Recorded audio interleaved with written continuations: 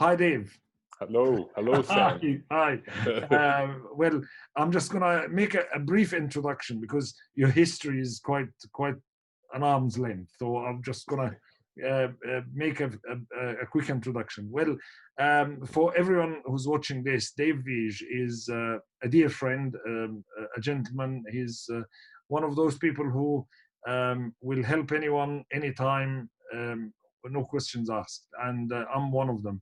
One of the people who helped me through the digital implant planning world is Dave. We still, talk all the time and stuff. Yeah. And he's one of the faculty on our course. One good thing is that Dave originally is a dental technician. He left dental technology briefly to become a dentist, and now he's an eminent implantologist in Harrogate and other places as well. And recently became an instructor for BlueSky Bio, he still have a lab. He has a lab. He does enjoy that side of things. He does all his guides himself, and he's got a team there to manage things for him.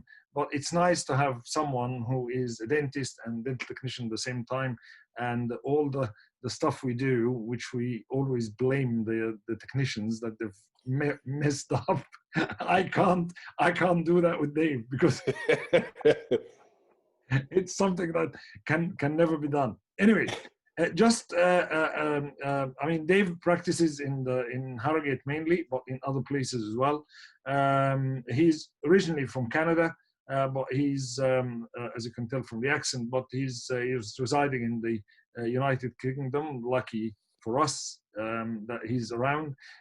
We've developed a really close friendship and professional and personal for a number of years now, and I really admire the way he approaches things. It's very simple, but on the other hand, very, very professional indeed.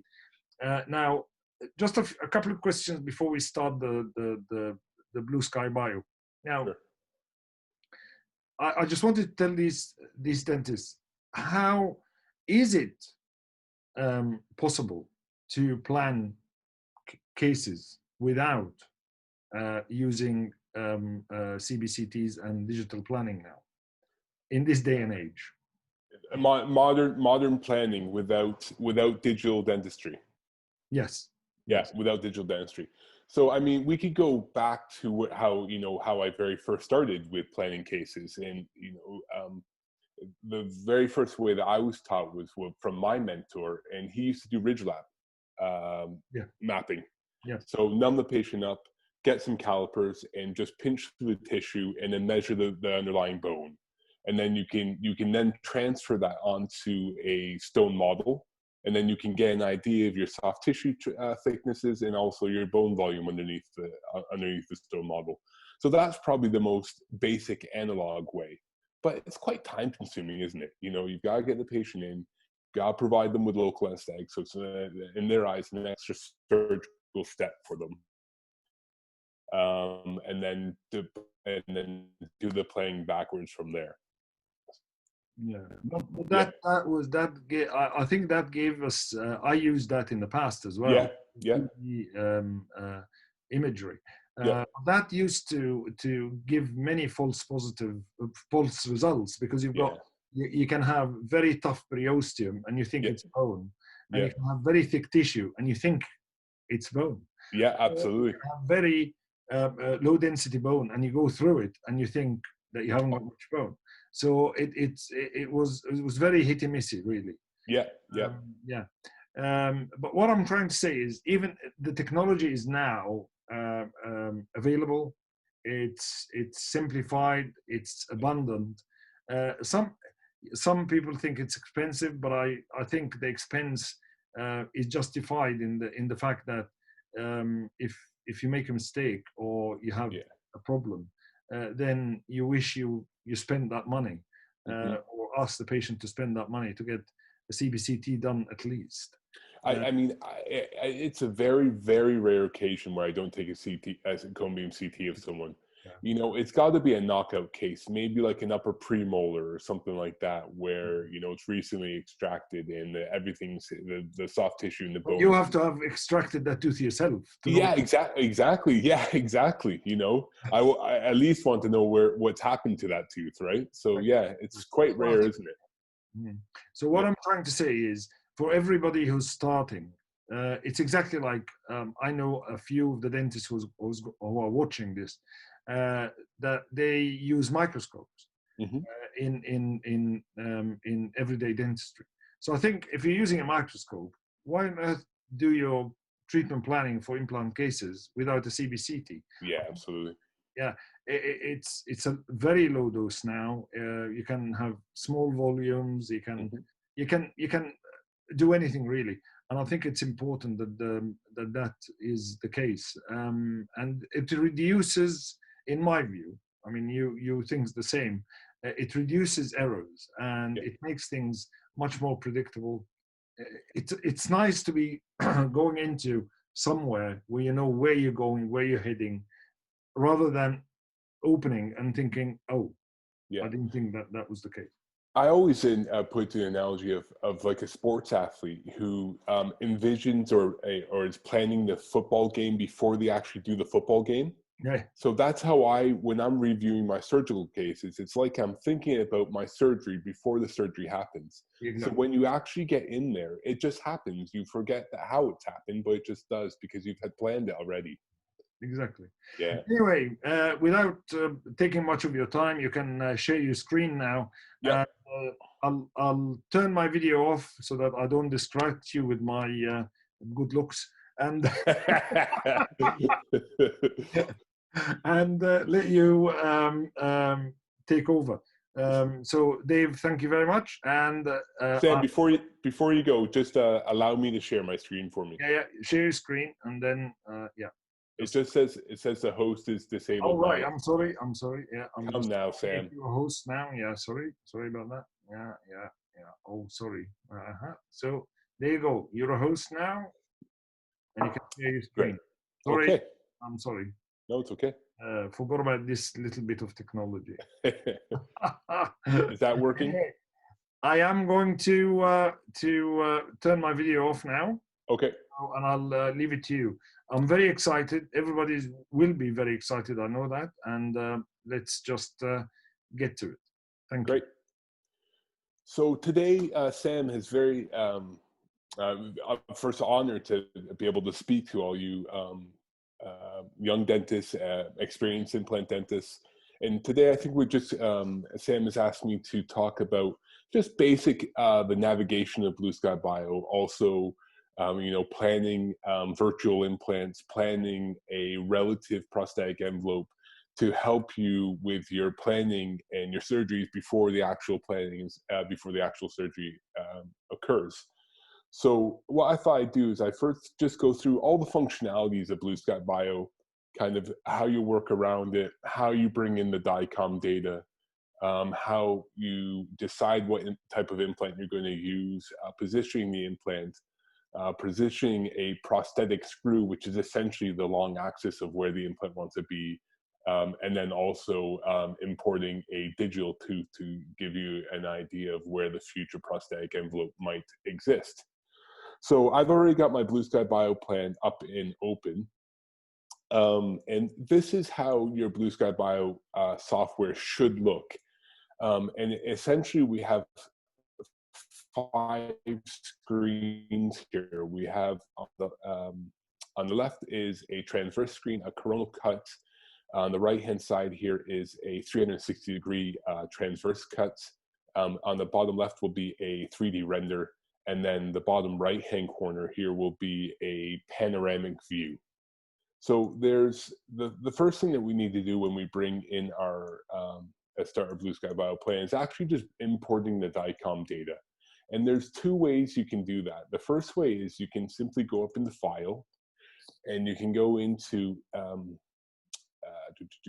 open project, or sorry, new project, and start from a patient CT. And what this will do is it'll bring you up your directory of where your actually DICOM data is. And traditionally how it works is you go in and you have to find the very first slice of your DICOM data and you click on that slice. That's one way of doing it. I find that way quite slow and cumbersome. So what I like to do is just simply grab your actual DICOM data in your folder, in your file, and just drag it onto any aspect of the BlueSky Bio plan. And what will happen is it will just start loading that DICOM data up for you. Okay, so that's the easiest way. So just simply grab the file and drag it onto the actual software. And what it'll do here is the BlueSky Bio will start prompting you on how to go through the actual process of opening the file. So here we've got a DICOM data of a lower arch, and we're just going to click OK. And it's going to start loading the data for you. At this screen here, we have the option now of being able to limit the field of view that we want to see. And this is quite a big data set, so we don't really need the cervical spine. So if we wanted to close this data set off and just minimize the posterior aspect of this DICOM data, just close it up by moving these yellow arrows up and down. And this is going to be a lower arch case, so we can just close up and just simply focus on the lower jaw. And the benefit of doing this is we can limit the amount of data that the software has to process, which will mean that the software will actually move quite quickly through all the algorithms for you.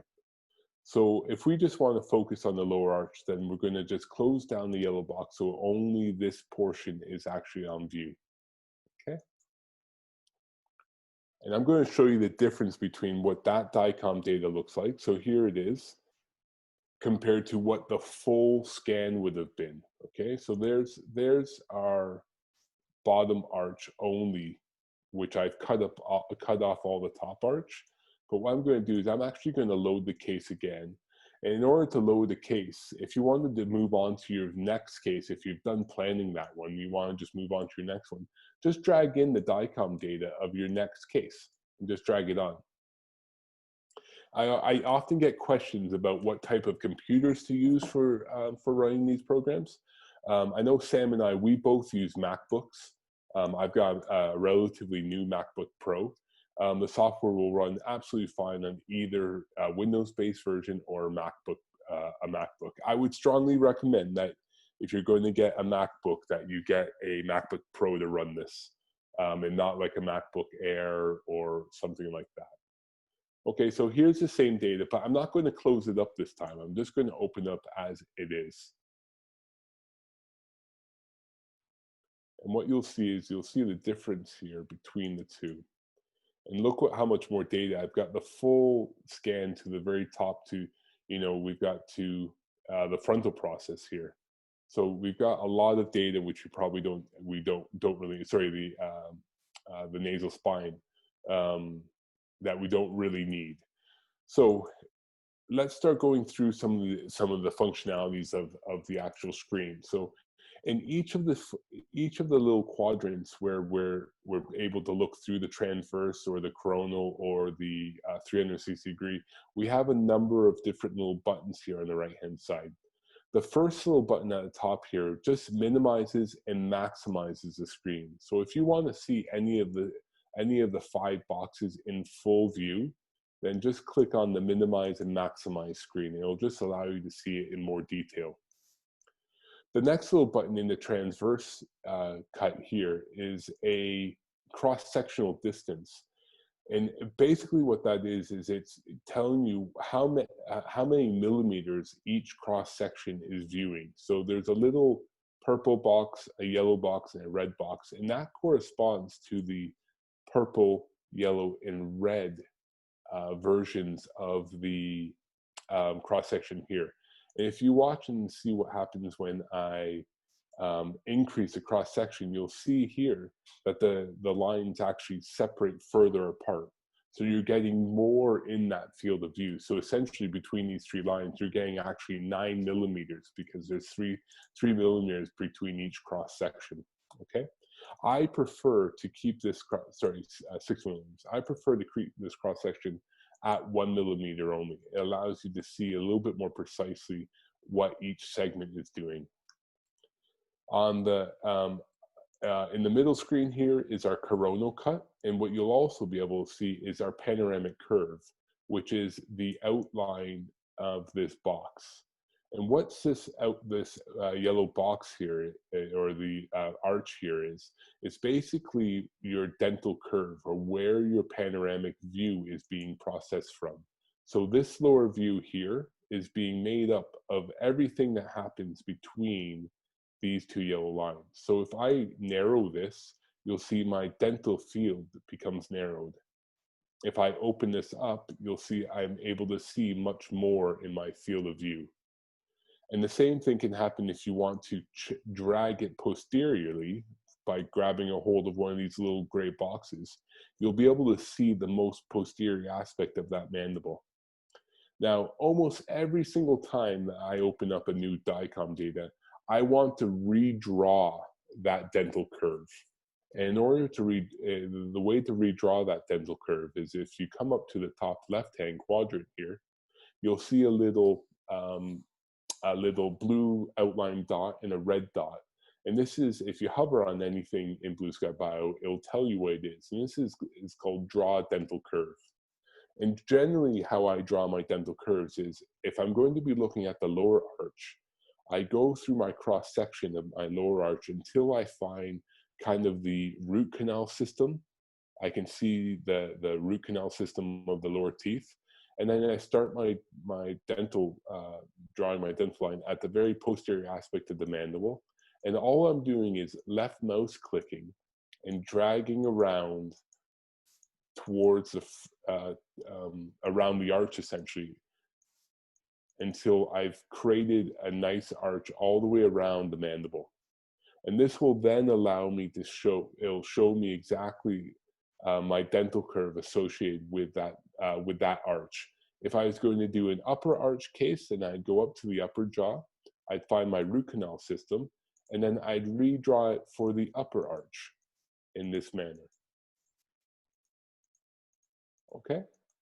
And then double click to finish that off. And then again, you can manipulate it, see as much you want or as little as you want. Okay, so let's go back down to the lower arch. Let's redraw our dental curve. Okay. And double click to finish it off. Okay, so those are the functionalities of drawing your dental curve. This green line here is the 360-degree line, which allows you to rotate around the midpoint of the cross-sectional view. So this is very, very useful when we've placed an implant and we want to see 360-degree the anatomy around that implant. So when you hover over the right-hand quadrant here and you use your mouse button, it will circle around the actual 360-degree around that point. When I hover on the left-hand quadrant, the cross-sectional view, and I start to scroll along with my mouse button, it will scroll slice by slice, 1 millimeter at a time through the section of the CT. Okay. So the next thing that I do after I've outlined my dental curve and I'm planning a case is I want to start identifying some of the key anatomies, particularly associated with dental implants. And we're going to be placing an implant in the lower jaw for this case, particularly in the lower left 6 position. And in order to be able to do that safely, we first need to identify where the dental nerve is. I'm just going to move this out of the way. And there's a couple functionalities in the software that allow us to do that. The first thing is something that we call draw a dental nerve. And it's again in our... I just stop you for a second. Yeah, sure, go ahead, Seb. We just got rid of the yellow line. Oh, yes. How did I do that? Yeah. Yeah, sorry. Thanks, Sam. Yeah, so there is a little functionality button here, which is, again, if you hold on to it, it's called All Projections. And this functionality takes away all of the yellow lines and all of the cross-sectional view lines as well. It just allows you to reduce the scatter so you can focus a little bit more on the actual anatomy in the case. So Thank that's you. the, Thank yeah, you. Sorry that's to the interrupt. no, that's fine. All the projections. In order to get these panels or these icons up into this area here, if you haven't already been playing around with BlueSky Bio, if you go into your tools, into your views and then toolbars, these are generally the toolbars that I keep up, and it's the tools toolbar, which is the one with the implants and the nerve. So if you go back into the tools toolbar again, you'll see it has the this is add an implant, this is add a nerve, this is add a tube, this is add change a dental curve, and then this is add an abutment. So these are the key things that I use every single time that I'm going to be planning my cases. You're going to be adding a dental nerve, you're going to be adding an implant, and most likely you're going to be adding a tooth, okay? And then the other functionality is this here, which is the measurements toolbar. And I use the measurements tool to be able to measure my anatomy within the BlueSky Bio. And this little, which looks like a little ruler here, allows you to draw measurement marks onto the BlueSky Bio plan. If you want to get rid of those measurement marks, just click on this trackball mode again, which is just your normal cursor ball, and then just right click onto the actual measurement, and it will allow you to remove the measurements, okay? Those are, realistically, that is all of the functionalities that I tend to use with the BlueSky Bio plan with the toolbars. On the right-hand side is another set of tabs here, which we call panels. And again, the panels that I like to see on the right-hand side are, if we go into panels here, is I like to have an implant list on the right-hand side, which is a list of all the implants that I've planned into the case. I also like, go into the panels again, I like a nerve list here, which are all the nerves I've added to the case. I also like a guide fabrication. This is again for planning your implant surgical guides. And then I also like tooth list, which is the teeth that we're going to add to the case as well, okay? And these are just quick tabs to allow you to go in and out of any of these any of these panels on the right-hand side, okay? So let's go back to our drawing a nerve here. So we have our lower arch case. We have a relatively well-defined cortical plate or canal in which our ID nerve runs into. So when BlueSky Bio was created, they started off with some algorithms which were automatically defining where this dental nerve was. And when it first started out, it was quite terrible. It never really got it all that well. So you had to draw it in manually. So I'm going to show you both ways. I'm going to show you how to automatically allow the software to find it, and then also how I draw my nerve in as well. Okay. So if we go into our nerve list panel on the right-hand side here, and we go in to detect nerve, and what it'll do is it'll prompt you on what to do. And the first thing it says here says, click inside the mental foramen, and it shows you to put a little X on the exit of the mental foramen. So if you go and scroll along to the exit of the mental foramen, as we can see here, and you just simply left mouse click on it, the software will propose a position of that dental nerve. Now, remember, this is what the software has suggested.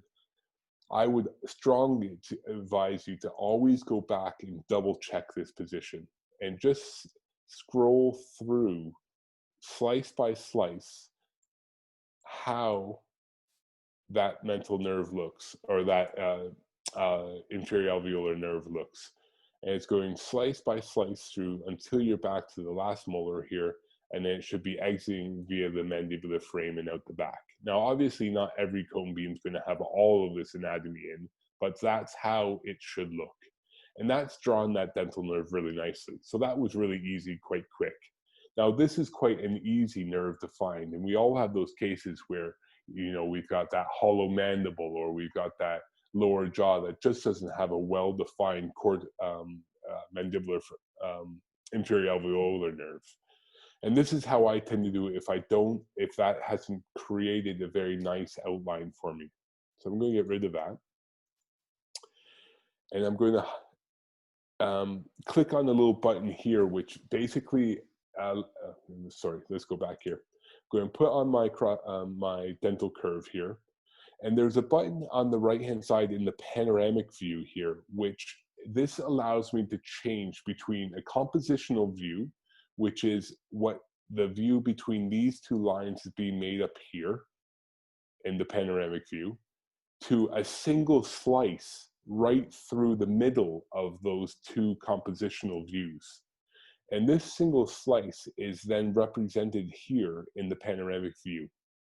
And the advantage of this is that I can now start to manipulate that single slice, both buccally and lingually. And when I do that, and I do manipulate buccally and lingually, what you'll see in the panoramic view in the bottom right-hand quadrant is you'll start to see that I can manipulate this single slice so that I'm able to start seeing the tram lines develop of the superior and inferior aspect of that inferior dental canal. So if I continue to manipulate these little squares, what you're going to start seeing is my tram lines are starting to become much more clear because I'm taking a single slice through that mandible at that level, okay? And if I continue to kind of manipulate that buccally and lingually, you'll see that I'm starting to create the canal from the posterior aspect right on through underneath this impacted tooth and then moving more medially. Can I just interrupt for a second? Yeah, yeah. Yeah. One of the challenges that many will have is that moving from the 2D environment to the 3D environment, they have to think three-dimensionally. Yes.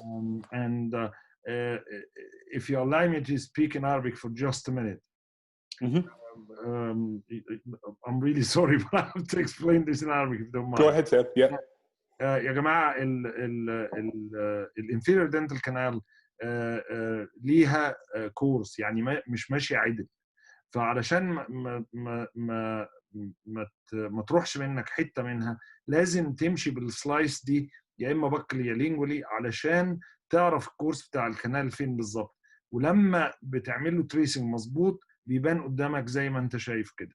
I was just explaining that the fact that the course of the inferior dental canal is not actually a straight line.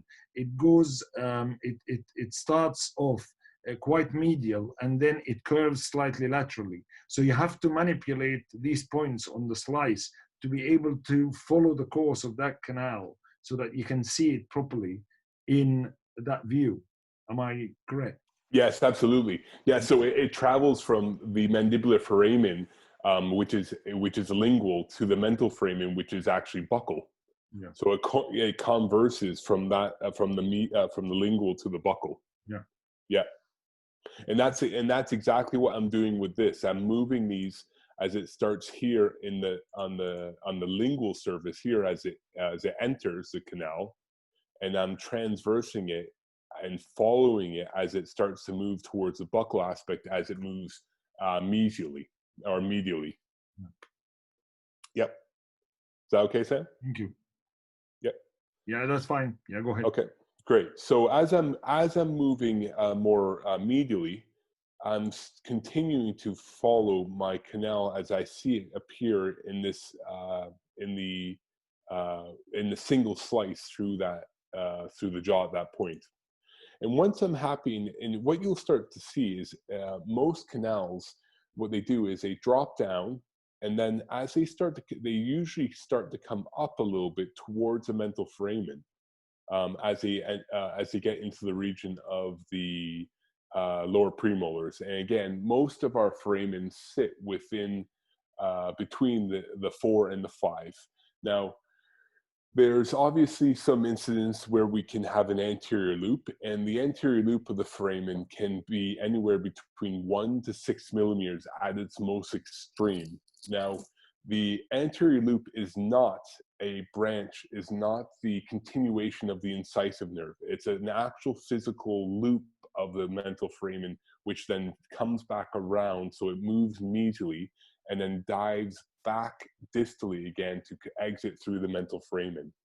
Now, a lot of people will look at cone beam CT scans, and they'll see a continuation of the mandibular frame, the inferior alveolar nerve at the very bottom of it as it's starting to exit through the mental foramen. But that's actually a continuation of the incisive nerve. And if you damage the incisive nerve, you won't have the paralysis of the lower lip and everything associated with the inferior alveolar nerve. Okay, so just a little reminder that the incisive nerve won't have any relationship to the sensation to the lower lip. Okay, so we come back here and we are we've outlined our curve. What we're going to do now is we're going to physically draw our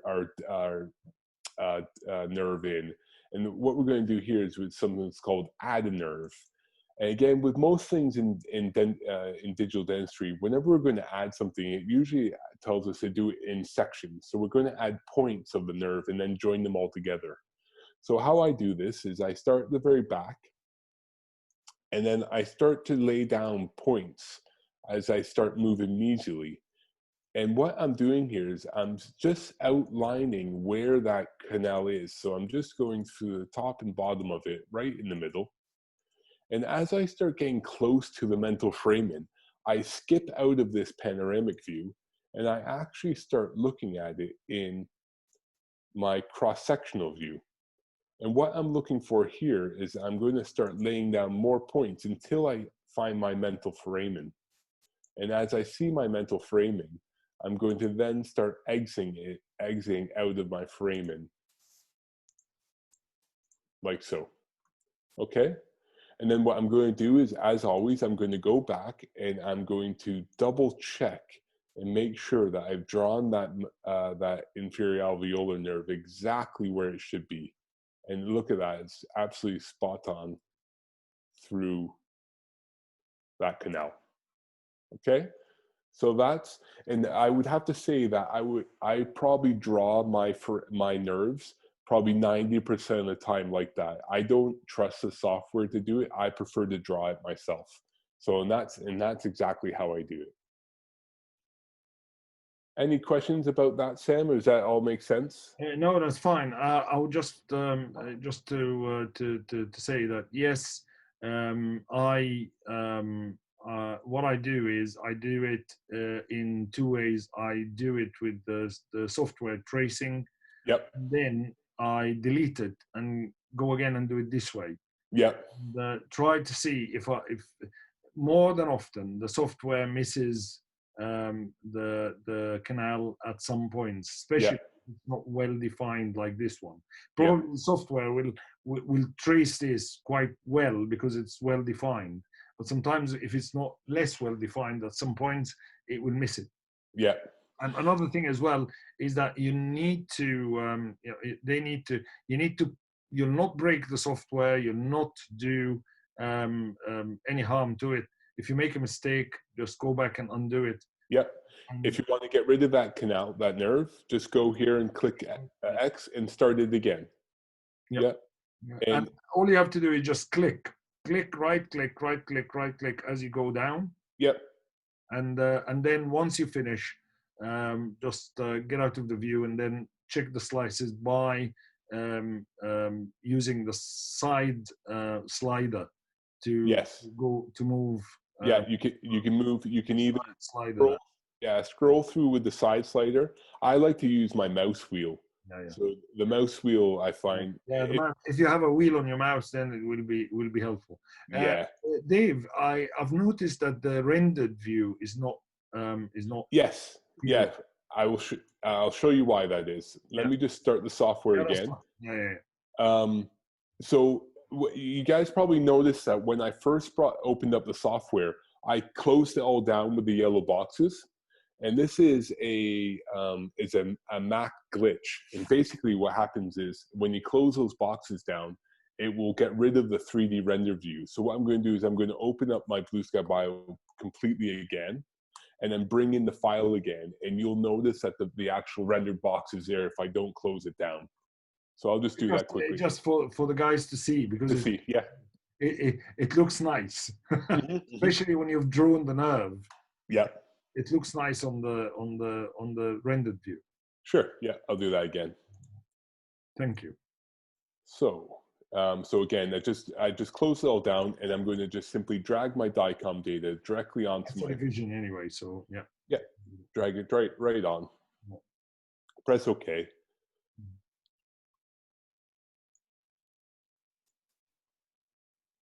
Okay, I'm not going to touch this now. I'm just going to press OK. And what you'll find is it should give me a 3D render view here now. We can't see it, but it's fine. Okay. I think Zoom's got a problem with this, so actually, it's not a problem. It's not actually there either. It's not there on mine either. I'm not sure why that's fine. That's fine. It's not an issue. It's not an issue. Yeah. Let's just carry on. I mean, if it let's carry on. Fine. Your view on your viewer, that's fine. If it doesn't, it doesn't. It's not an issue. Yeah. You'll still be able to plan your implant fine without the rendered view.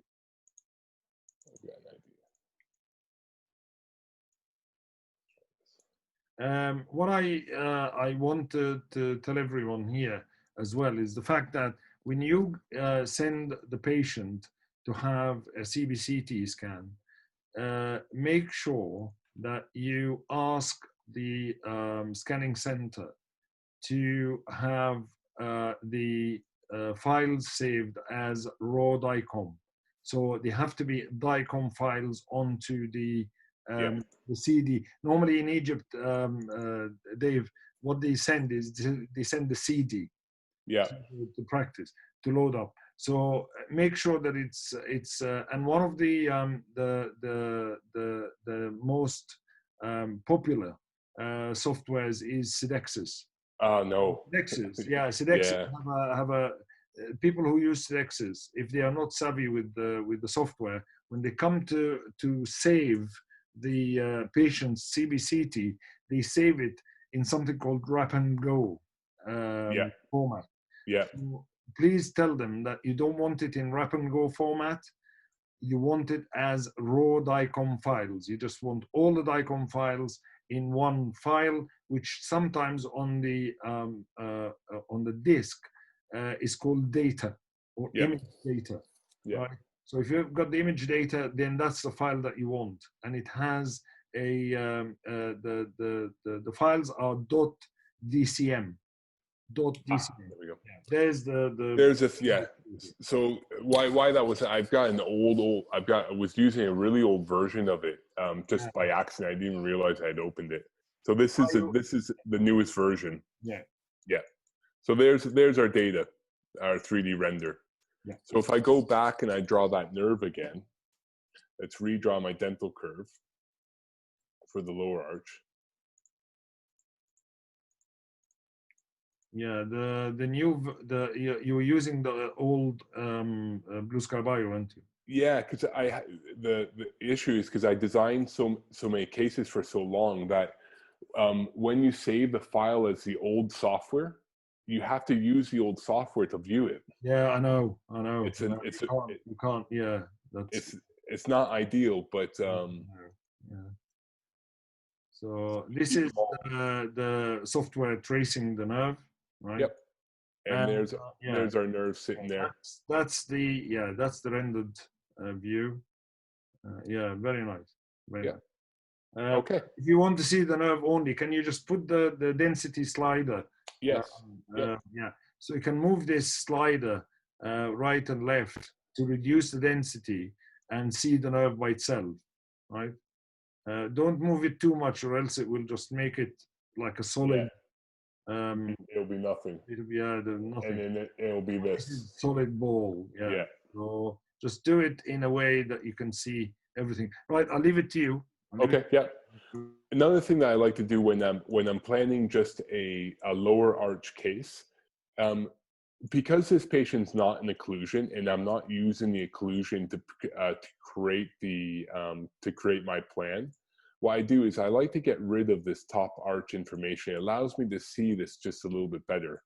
And the way to do that is if you reduce the density so that none of the top arch is really touching the lower arch, you can just isolate the lower jaw on its own.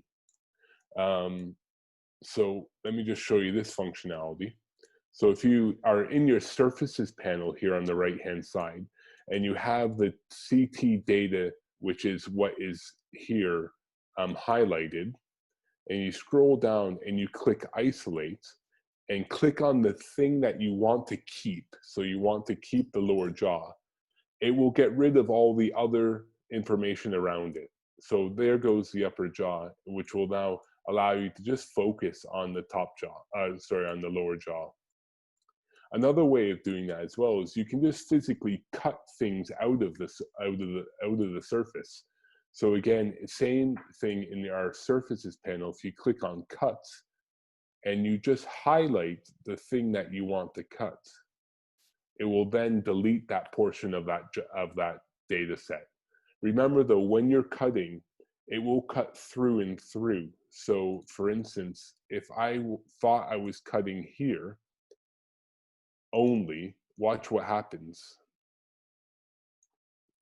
It cuts straight through to the underlying mandible behind it. So you just have to be careful that whatever you're cutting, you're only focused on that one spot and nothing on the other side or behind it. But this only affects the rendered view. It won't affect the X-ray view. Correct. Yeah. So if I come into here, everything still remains. Of the radiograph itself. That's right. Everything else remains. Yeah. It's just the rendered view. Thank you. Yeah. Yep. Great.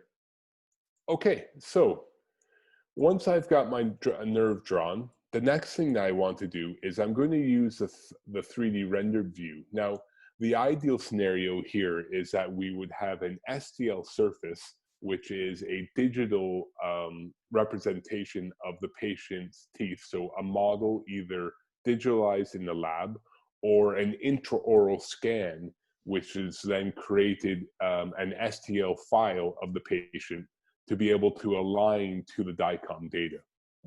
Now, we're not going to do that stage here. I'm just simply going to use the teeth in their current state to be able to plan my prosthetic envelope for my future implant position. So in our functionalities, we have just a quick thing as well. So what Dave just said is very correct. What he's starting with is the prosthetic. So it is restoratively driven implant dentistry. We're not actually going to plan the implant and then figure out where the tooth is going to be. No, we're going to plan where the tooth is going to be and then plan the implant accordingly. Right? Yeah. That's what you should be doing. Yeah, this is a really important point. You know, I think as our surgical skills, as you develop and get better and better, you'll realize that you're able to do a lot more surgically to be able to plan the teeth into the position that you want. So when I first started out in implant dentistry, I was just putting implants into the best available bone, which is actually the wrong way to think about it, because the patient has come in not for the implant, they come in for the tooth that hangs on top of it.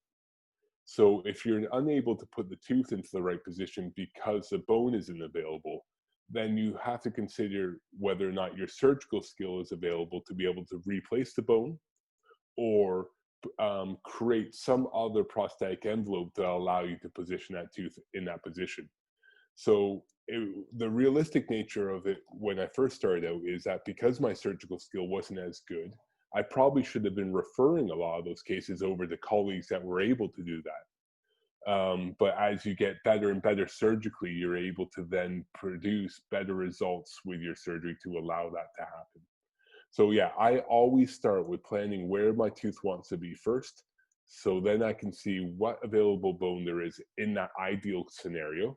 And then if I have to start compromising, I consider, do I compromise on the prosthetic envelope or do I compromise on the surgical side? Okay.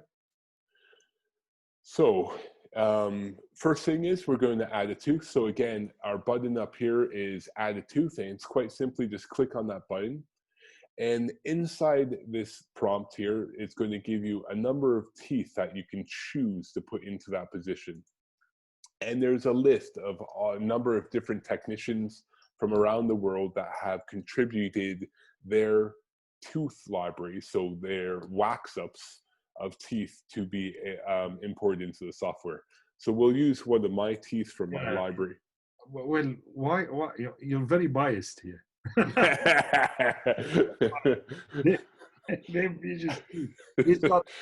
He's bragging. These are perfect teeth.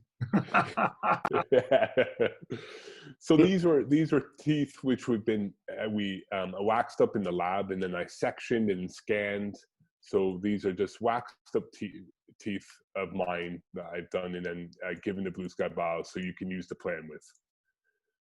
They're on dies here, so they're just as if they were a die inside a stone model. Okay, so what I've now chosen the lower left first molar. I've got it on the end of my cursor here, and I'm going to just simply drop it into the software. Now, when it's been put in the software, there's a number of little toggles. If you want to ever turn off your view of this, just click over on your surfaces and then the visibility button here, and that will turn off the visibility of anything that you want to turn off. So if I had that tooth in there and I want to turn the visibility of that off, again, this is sometimes a glitch in BlueSky Bio, there we go, I can turn it on and off. Okay, so there's the surface, and there's a DICOM data that I'm going to turn off as well. Okay, so if I want to maneuver or manipulate this tooth, there's a number of different little wheels here that allows me to do that. So if I hover over top of the actual tooth, I can pick up the wheel to rotate it. I can pick up the wheel to rotate it mesio-buccally. I can also move it bodily left and right. I can scroll it up and down. I can again move it left and right with the big arrows. I can bodily move it left buccal-lingually.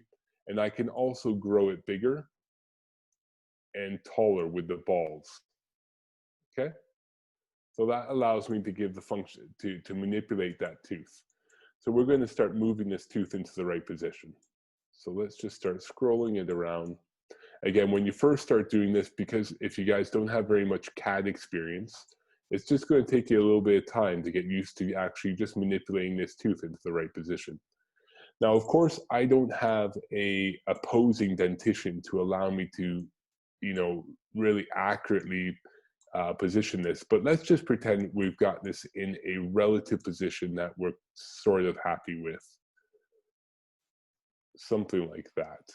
Okay, so there's my new tooth position and where I want to restore a potential proposal. So once I've got my tooth into the right position, what I like to do is I go into my tooth panel and I use this little lock button to make sure that I've locked that tooth so I can't now move it. So if I do anything to that, I'm not going to actually be able to move that tooth. If I unlock that tooth, I can move it. Okay, see the little scroll buttons come back in. Another way of being able to lock that tooth is if I right click on the tooth and I can then lock it with this little drop down menu, and that will allow me to lock it. Okay? So the next thing I'm going to do is I'm going to now start planning where my implant is going to be relative to that tooth. So a good way of doing that and to skip towards where that tooth is I like to double click on the tooth. So watch what happens if I go away from the tooth and I want to actually get onto where that tooth is. If I just double click on it, it'll position me right down the long axis of that tooth, right through the middle of it. Okay, so that's where I am now relative to that tooth. I'm right down the middle of it. So the next thing is, just as I grab the tooth down, I'm going to now go grab an implant and start positioning that implant relative to that tooth. So if we scroll up here to our add implants, and again, a drop-down menu is going to pop up, and we have a number of different implants that we can use. So first of all, BlueSky Bio have incorporated a whole different assortment of implants that you can use here. anywhere, you know, for, I think there's in Egypt, there's quite a big BioHorizon following, you know, all the big brands are in here.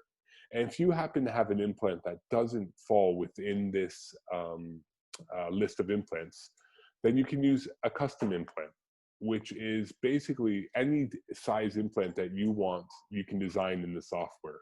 So I can change the length to a, let's say I was going to place a 25 millimeter zygomatic implant, or a 4 millimeter short fat implant that is, let's say, 4x6.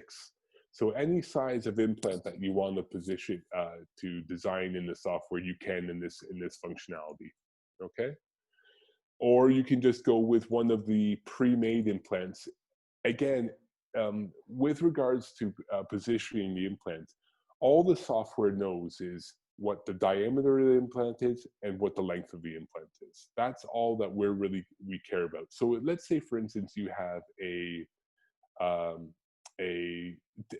4 millimeter by 10 millimeter Straumann implant, and we don't have a Straumann implant in the BlueSky Bio plan. Well, just go find another 4 by 10 millimeter implant. It will be exactly the same dimensions as that other 4 by 10. It just happened to be a different name. So the actual dimensions and size of the implant or the specific brand that you're using isn't really that important. The size of the implant is the key, okay? So I'm going to just go grab here an Astra. This is an Astra TX replica from BlueSky Bio. I'm going to grab a 4 by 9, okay? So there's my 4 millimeters by 9 millimeter dimension implant. And we have to choose the orientation of the implant relative to the case that we're planning, okay? So if we're going to be planning in the lower jaw, then we're going to click on the mandible, and that flips the implants the right way around. And when I click on OK there, I now have the implant on the end of my pointer here. And I'm going to simply just come down and drop it into the BlueSky Bio plan. Now, when I'm in the transverse section here, I'm able to rotate this implant only in the buccal lingual view when I'm in the transverse view. Now, if I want to also rotate them or move the implant mesially and distally, the way to do that is to come into your 360-degree view panel and ensure that your green line, which is in your coronal section, is actually mesially and distally.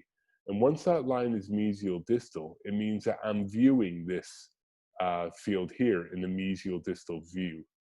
And if I then start to rotate my implant in that view, it will allow me to manipulate the implant in the mesial distal position. Now, we talked about at the very beginning about a screw access hole. So every single implant that I plan, I like to ensure that I know where that screw access hole is going to be. And the goal for me when I'm planning molars or premolars is I kind of want that screw access hole to come through the central fossa. And when I'm planning upper and anterior teeth or lower anterior teeth, I want it to come through the cingulum of the future prosthetic. So the average screw access hole is about 3 millimeters wide. So I want to create an abutment, just something to show me where that screw access hole is going to be. So if I right click on the implant, I can then add an abutment in. And this abutment is just going to give me a generic viewpoint of where this screw hole is going to come out. And again, you can choose a whole number of pre-planned abutments. So you have multi-unit abutments, you have angled abutments, but I just want a straight abutment with a 3 millimeter diameter that's going to go through the long axis of that tooth. So I always choose a 50 millimeter length abutment that is 3 millimeters in diameter. And all that's doing for me is it's just showing me where this future screw hole and the long axis of that implant is going to be. Okay? And now if you watch what happens, I can better visualize how I'm rotating that implant relative to the tooth. So as I rotate it, I can see my abutment now has been moved distally. Okay? And if I scroll back into there and I move that back towards the long axis and towards the middle of the tooth, I can see now that I'm a little bit more towards the middle of the tooth. Okay. If I scroll here, I can then visualize how I am buccolingually. So I might just want to tweak this a little bit more this way and maybe just upright this a little bit more. And what I'm looking for here when I'm positioning this implant is I want the implant to be approximately, again, this is a preference, I guess, to every surgeon, but my preference is I like the implant to be about 1 to 2 millimeters below the bone at the crest. So if I just take that tooth out of the way for a second and I just highlight here, there's my crest of bone. So I like my implant to be kind of in around that position there. Relative to the crest of bone. And then I also want ideally to have 2 millimeters of bone on each side of the implant, buccally and lingually. So obviously this mandible is massive and we've got, I mean, we can measure that. We've got a good 5 millimeters of bone on the buccal and at least another 7 millimeters of bone on the lingual. So we've got lots of bone available in this case. But that's my goal, is I'm looking for ideally 2 millimeters on either side. Now, a lot of the times you're not going to have that, and you're going to be placing implants into bone that you've got maybe 1 millimeter or maybe 0.5 millimeters of bone on the other side. So then you have to start considering, are you going to augment that case before you place the implant, so do a bone graft before, or are you going to plan to augment at the time of placement? Okay, so let me just get rid of those pointers. Oops.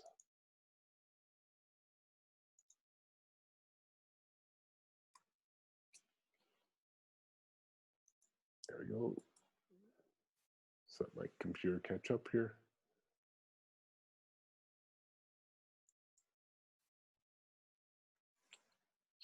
There we go. Yeah. Okay. There's some glitches in the new version. It does that with me as well. Okay. I click remove and it won't remove it. Okay, fine.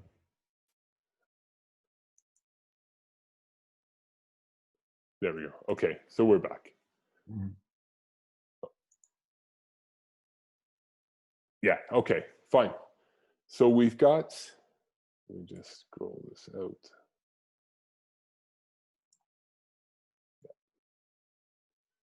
Okay, so where were we? Tooth, yeah, tooth. Yeah, okay.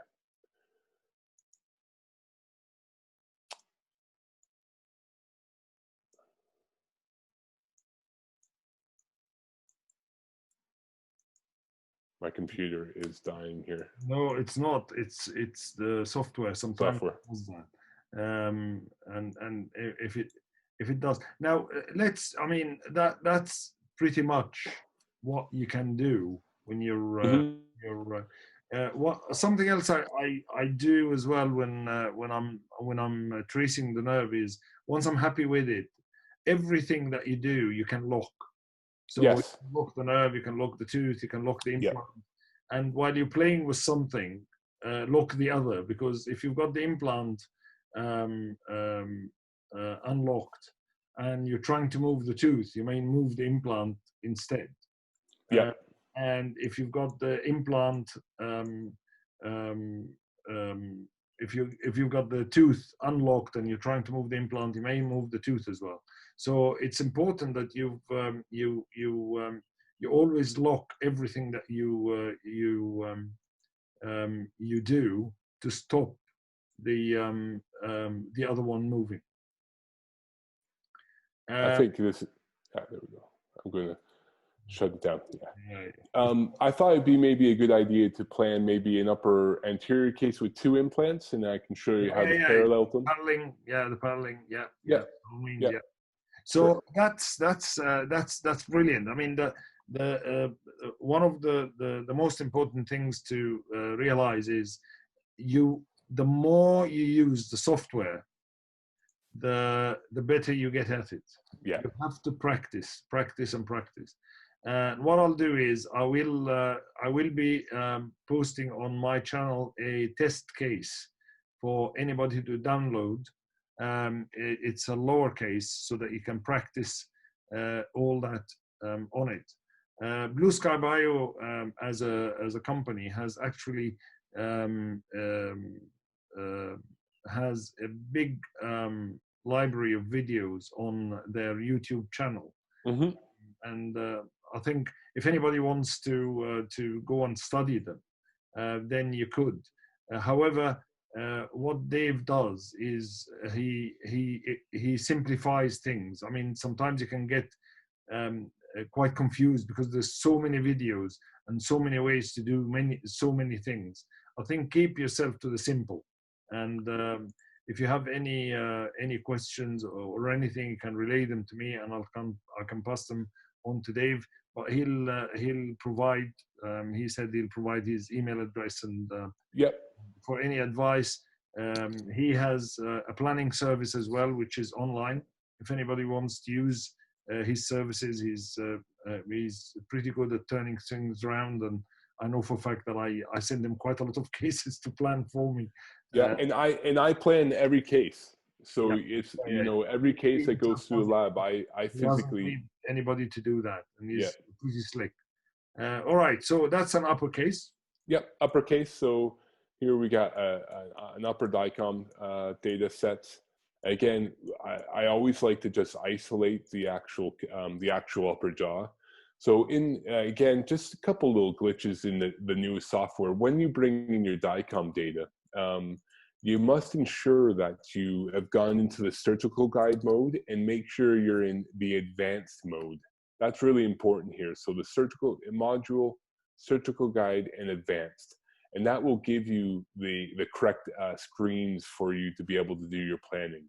Now, if by accident you ever find that you don't have these 5 screens here, the 5 views, if you go into your views and go into perspectives, and then just make sure you're always on the implant tangential 3 view, and that will give you those 5 views. Okay, so going again just to show you that implants, perspectives, and tangential 3 view, or click F3.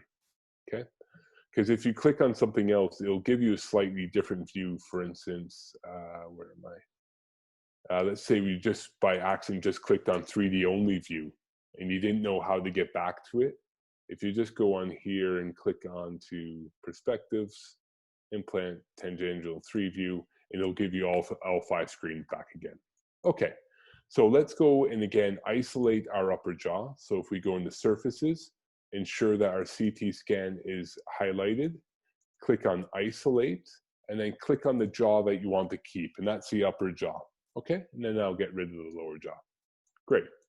So the next thing is we're going to now, again, we're going to add a prosthetic envelope. So let's add our teeth.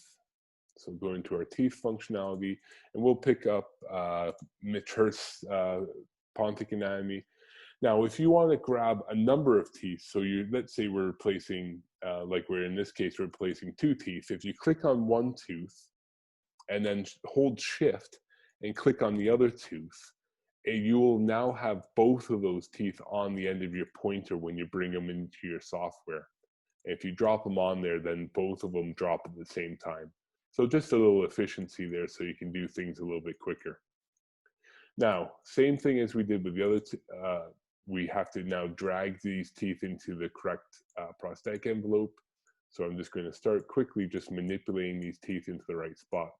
Now, this is done a lot easier when you've actually brought in an STL surface. But if we don't have an STL surface and we just want to get an idea of potentially where these teeth might sit relative to where the future positioning could be. So again, just rotate these teeth around. Drag it down. Just takes a little bit of time to get the functionalities of it. Now, there are many, many CAD softwares out there, and BlueSky Bio is not a CAD software in the traditional sense. the ExoCAD and 3Shape are kind of, you know, your go-to CAD softwares for anything digitally tooth designing. But let's just pretend that that's kind of where we think that tooth position might be. Okay.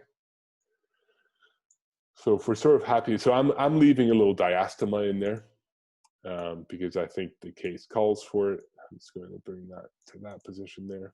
Okay, great. So now we've got the tooth in the tooth positions. As Sam said, let's always lock our tooth positions or lock anything that we've put in there so we don't manipulate it when we're doing something else. So just a little click on our lock button. And again, like I said, if I wanted to start planning this tooth, if I double click on the tooth, it will drop me right down the long axis of that tooth, okay?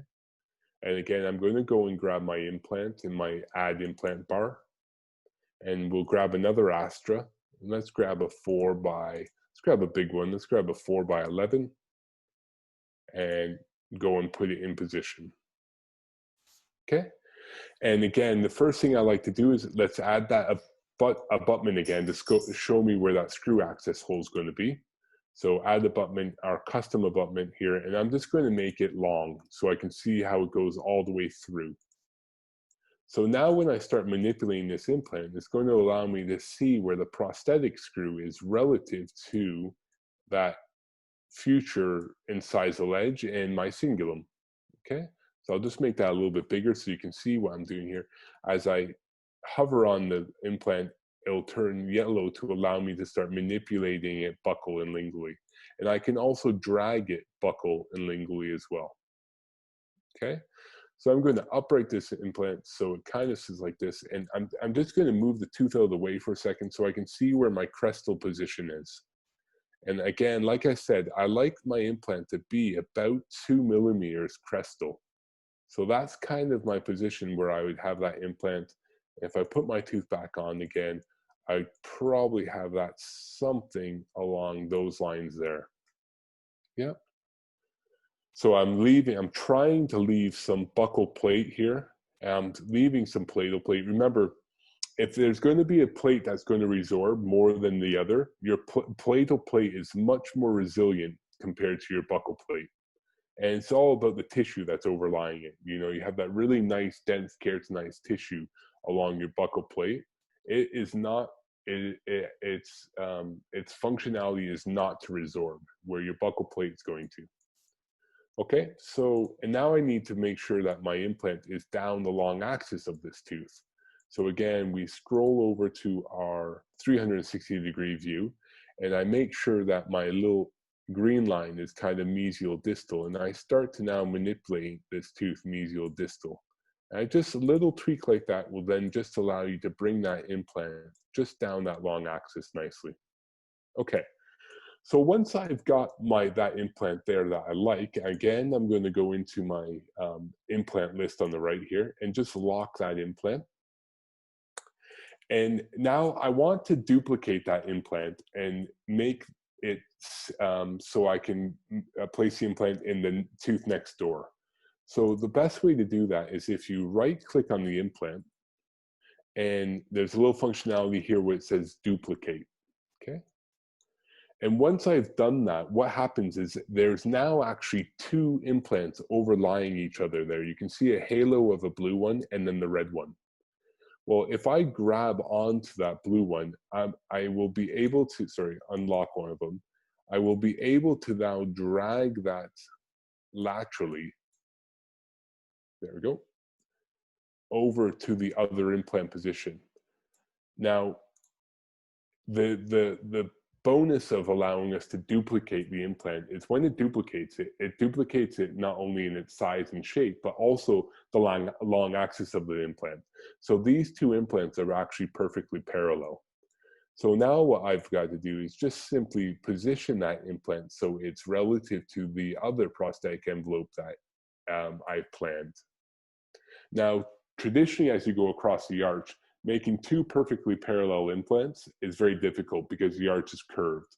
So you most likely are going to have to manipulate that a little bit relative to the prosthetic envelope that's available on the other side of the arch. So again, I'm just going to start tweaking this, moving it to its long axis. Now, let's say, for instance, you wanted to, let's say you did this and you've messed up this implant and it's all turned around, and you want that implant to actually be parallel to this one, to the one next door, so to the one that's actually in the right position. So if you go and you click on this implant and you right click on it, there's a little align button, and it will ask you to align the implant with, to align it to an implant. So if you click on align with implant and then go and highlight the implant that you want to align to. So let's do that again. Right click on the implant that's out of position, align with implant, and then click on the implant that you want it to align to. And it will make those two implants perfectly parallel now. So those two implants are absolutely parallel. So if I actually take off the surface, you'll be able to see that. So there you go. Those two implants are parallel.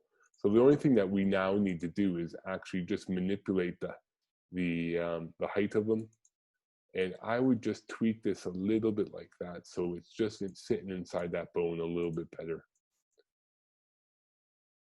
Okay.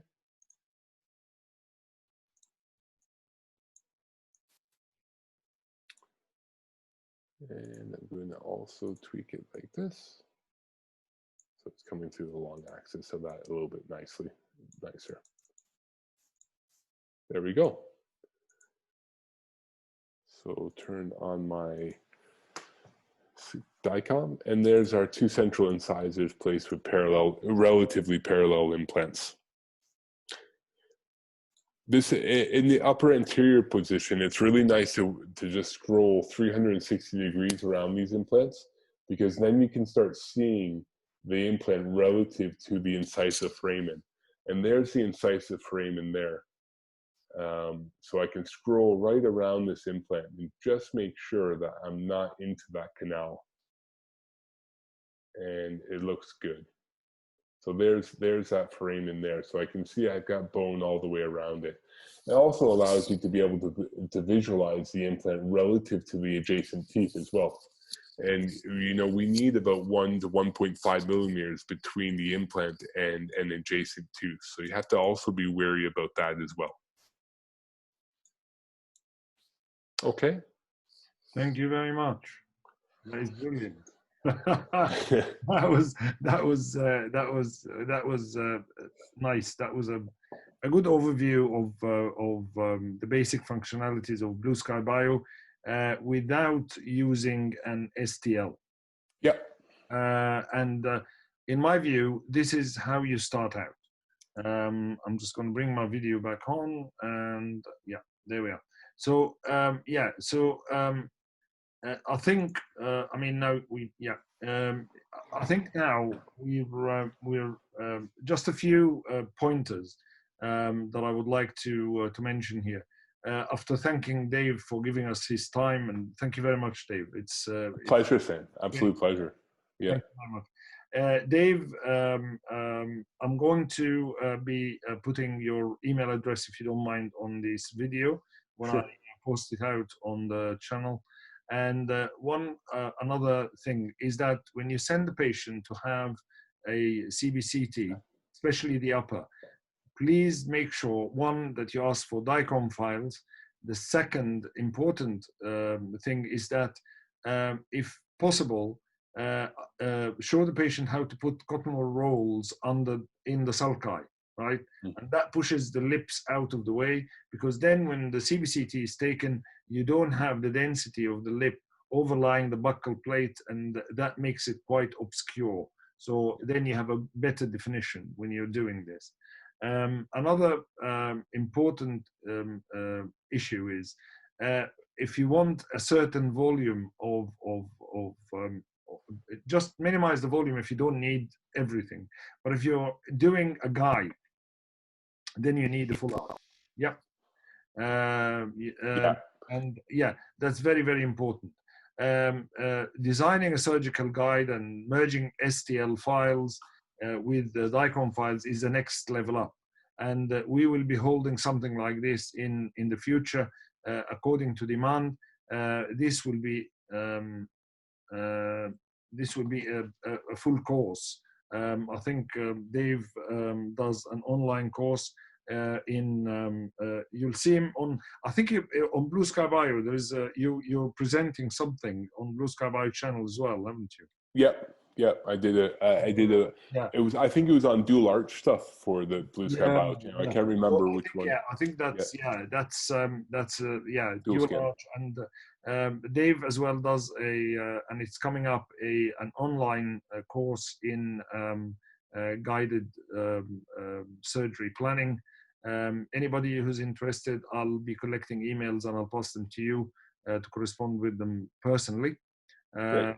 I don't know what to say other than thank you very much for your time. And this is how we do our meetings nowadays, eh? We do it through Zoom, right? Yeah. Yeah. Normally I'd come in for a hug or something. Yeah. We can't. That's we had to push our course to September now because we can't do face-to-face stuff. But but the way we are doing things now is much different. But on the other hand, it is enjoyable in a way that you can reach out to a wider audience. I know every single dentist who's watching this is going to be very, very grateful to you for you giving us a lot of your time. And thank you very much, Dave, for this. I am going to stop the recording now, and anybody who wants is interested in fully guided implant dentistry courses, please pass a message to me and I'll pass it on to Dave because there are some exciting stuff coming up. This was very exciting, and I know for a fact that many people will be using it. Go on the BlueSky Bio website, download the software, and wait for the case that I'm going to post up. It is a test case for you to play with. Any questions, anything, I will be ready to answer. Thank you very much, Dave. And we will stop the recording now. Don't